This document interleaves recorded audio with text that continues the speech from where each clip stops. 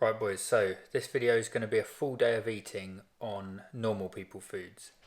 Now you might think I've lost my mind considering everything I talk about is eating minimally processed real foods, but I'm just doing this for the next 9 days until the end of February. So for a long time I've been implementing and transitioning from processed foods, so normal people foods, to real foods. And I did that purely for body recomposition. I wanted to lose fat and build muscle, and all of the research I've done and just logic made me believe that calories aren't all made equal. So normally personal trainers will say you can eat what you want, so you can eat like pot noodles and crisps and sandwiches as long as it's within your calorie requirement for that day. If you want to lose fat, be in a calorie deficit. If you want to gain weight and ideally muscle, be in a calorie surplus. And I never really subscribed to that idea. So I did research from all these food books that I talk about, and I'll be talking about Pottinger's cat in a future video, and you'll see that video. And they all say the same thing. The Western diet of processed foods causes disease and obesity, and real foods is the antidote to that. And that's just nature, isn't it? So it makes sense to me. But I have noticed that eating the real foods that I eat, maybe I've chosen the wrong foods, aren't all of my issues haven't magically been solved. Now some people, the people that I follow like Eddie Abu on Instagram and his daughter, their issues, and like Michaela Peterson when she adopted the carnivore or the lion diet, and Jordan Peterson the same, all of their issues magically got fixed. But mine, that hasn't been the case for me. So what I'm going to try for the last 9 days of February is eating what I would have eaten as a child, because I didn't have digestive issues when I was a kid eating this food provided by my parents. But I was overweight. So the only issue with that diet for me, apart from now what I know about disease and obesity, the only issue was I would overeat. So I'm doing this over the next 9 days and I'll show you what I'm eating. But I'm still implementing all the other parameters of a healthy program for weight loss and building muscle. So I will be within my calorie maintenance or a slight deficit each day. So I believe my maintenance calories is around 2,400. So I'll be eating 2,200 calories a day. I'll still be implementing meal timing, so I'll be eating meals and not snacking in between, 3 meals a day, and the meals are going to be at 9 a.m, 12 o'clock lunchtime, and then around 5 p.m. for the last meal. So there's still an 16 hours of fasting and 8 hours of eating, an 8-hour eating window, so that's still very healthy. I'm going to bring back the water a little bit, so I would normally drink 2.4 litres of water and hydrate first thing when I wake up. Instead of doing that, I'm going to go back to doing what I did as a kid, which is drink less, and see how that affects me. So I'm going exactly back to what I did as a child, but not overeating. The only problem I had was I would overeat. So these are going to be proper meal sizes and within my calories for the day. So the only parameter that's actually wrong with what I'm about to do for the next 9 days is what I'm eating. Everything else is correct. I'm still going to exercise. I'm still going to do all of the other good habits. But it's purely just what I'm eating. So some of the food is going to be processed. Some is going to be basically alright. But I'll show you that. And the main thing that pained me in preparation for this was when I was doing my food shop to get the stuff in, the packaging and the amount of ingredients, this kind of goes against my philosophy. But I'm just doing it as an experiment to see how I feel if I eat it and my body responds well, because I've lived basically 25 years off of one type of food, which is the food I'm about to eat. And then I've tried to transition overnight onto real foods, single ingredients, and I think my body has had an adverse reaction to that. Now, it might be the case that I just needed to endure the pain a little bit longer and the discomfort, and I would adapt. But my life philosophy is such that I'm essentially a Taoist at this point. I've researched a lot of religions and philosophies, and I was trying to be stoic about it. I was trying to say, right, I'm just going to eat beef and fruit and real foods until my body adapts. But you got to listen to your body. And now I would sway more towards Taoism and following the middle way. So now I think there's a balance. I did that for 25 years to go straight onto another type of eating. So it'd be interesting. I'm going to try this and I will have my decision because I've done a lot of research. It's been like 2 years of reading books and I'm showing you the books and the information I've gained from those in my videos. And they all say the same thing: don't eat sugar, don't eat processed foods, eat real foods as found in nature. And that makes perfect sense to me. So by the end of February, I will have my answer on food and nutrition. And then moving forward, I will have like a cohesive belief on food. And that will be very clear. I think my belief on food's quite clear anyway. Eat real foods.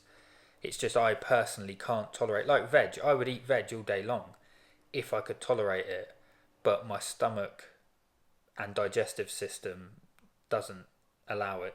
So if you watch these videos and subscribe to this channel for the real food, it will be coming back, but just after the 9 days. But yeah, so today I'm going to eat 2,200 calories at 9 a.m, 12 o'clock and 4:30. And I'll show you what we've got for each meal. So the first meal I'm just about to have is 515 calories. And that's just a bowl of granola with milk and one slice of toast with butter. And the butter's still from my local farm because it's really nice. So one other thing I did just want to mention is, and I'll make a separate video on this, and I haven't actually read the book, but the term is anti-fragility. So you want to become anti-fragile. And what that means is, as something occurs, like a problem in your life, whether that's health or finance, if you overcome that problem, you build a resilience to it and you're less fragile than you was before. So the problems are good because they make you stronger. And what I've found, the only reason I implemented real food was to lose weight and build muscle. But it seems to have made me more fragile, not less fragile. So, and elimination diets tend to do this. So the more you remove out of your diet, the less you can tolerate. So putting it back in becomes an issue. Whereas when I was a child, this is why I'm doing this, because when I was a child, I could eat, I was like a bottomless pit. I could eat sugar, I could eat anything. And the only real adverse effect was a bit of lethargy and like tiredness and not being bothered to do anything and gaining weight.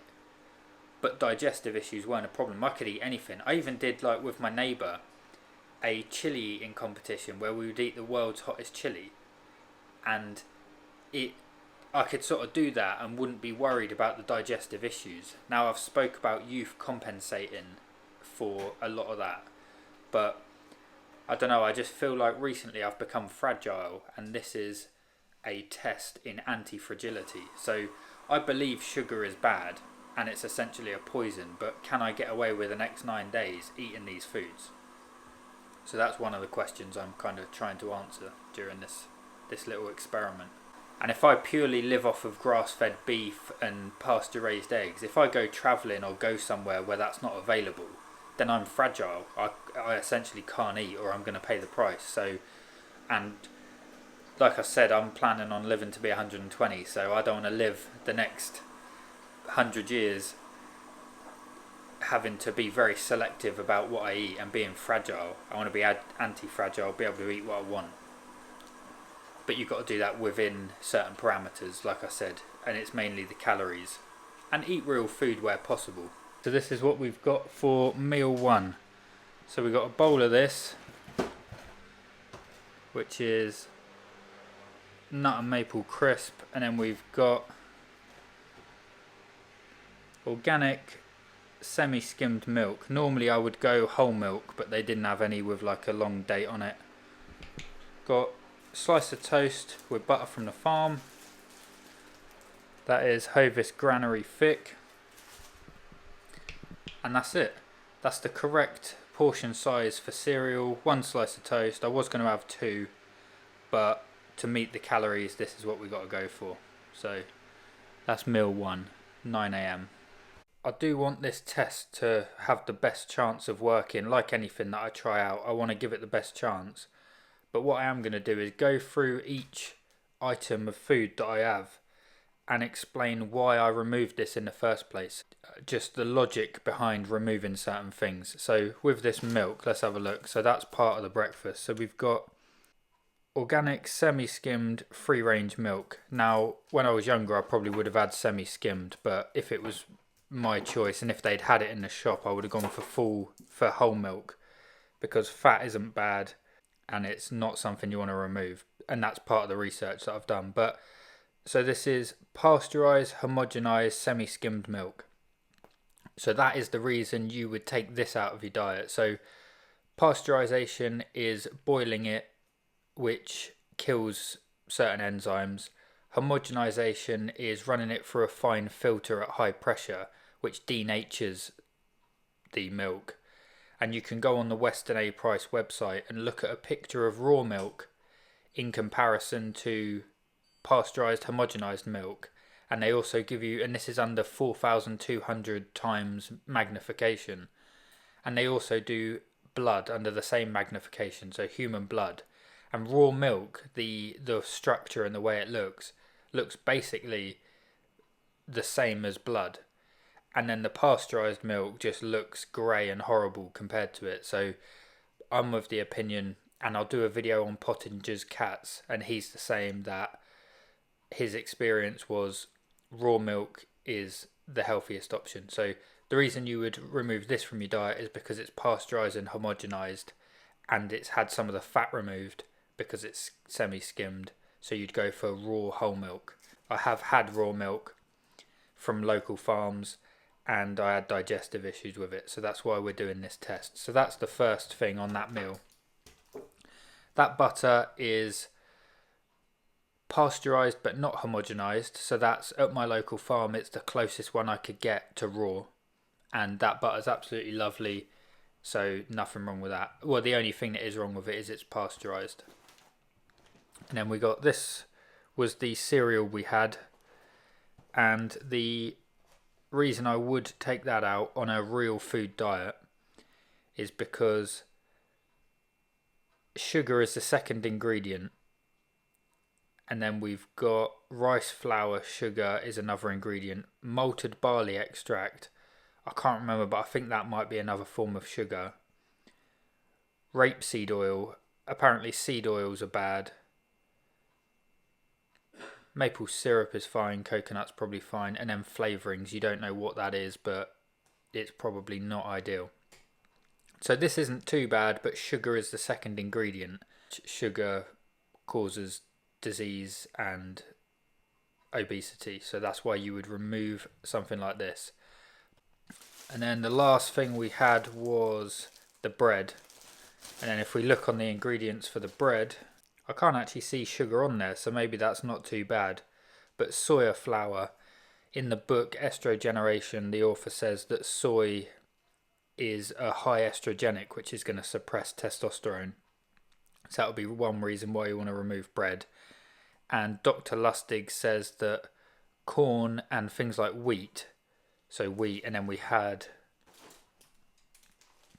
I think, barley, so grains, oats, things like that are not ideal, not optimal. So that's why I would have removed that in the first place. But I mean, yeah, that was a decent meal within the calories. So that was 515 calories, 40 grams of cereal, 150 ml of milk, 1 slice of toast, and 1.5 tablespoons of butter. So that's meal 1 on a normal people diet. So this is meal 2 at 12 o'clock. So we've got a tiger bread roll with lettuce, tomato, cucumber, red onions, 3 slices of ham are going to go in there. That's just the end bit. And then we've got mayo and mustard. Now you probably think I'm a wrong 'un for doing that, but I like it. It's a nice combination. Slap those in there. And then we've got prawn cocktail crisps, Kit Kat, and an orange. So that's 12 o'clock. And all of that comes to, for that meal, is 1,000 calories. Beautiful. Look at that beast. Look at that absolute beauty. So this is what we got for lunch on a normal people diet. So from 9 till 12 we haven't had any snacks, so we're sticking to meals and we're going to be within our calories. So that's meal 2. Let's have a quick rundown of the ingredients. And let's talk about the reason why I would have eliminated this from my diet in the first place. Vegetable oils, sunflower and rapeseed oil. Now seed oils are supposedly bad because seeds or plants have defense chemicals in them, sometimes lectins and other defense chemicals, and apparently they're highly concentrated in the seeds because the seed is the most defended part of the plant. So I was on the assumption that seed oils and removing plants and seeds especially from your diet is a good idea. So rapeseed, then we've got sugar. Dextrose is another way of saying sugar, so they've got sugar on the ingredients list twice. Sweetener, sucralose, so anything that ends in ose is sugar, so that's another form of sugar. So yeah, that would have been the main reason to get rid of that. So vegetable oils and sugar. Then the Kit Kat, what have we got in there? So the reason we would have removed the Kit Kat from the diet is first ingredient is sugar. So that's the main reason. Wheat flour, again, wheat is a grain and apparently grains are bad for your digestive system. Then we've got glucose syrup, which is another form of sugar. Yeah, so the main problem with that is the first ingredient sugar and the second ingredient's wheat. Then let's have a look at the bread rolls. Wheat flour, so I can't actually remember what the problem with grains was, but first ingredient's wheat. Then we've got rapeseed oil, which is obviously a seed oil. No sugar in that one though, so that's alright. So the main problem is going to be rapeseed oil and wheat, would have been the reason I had to get rid of that. The ham.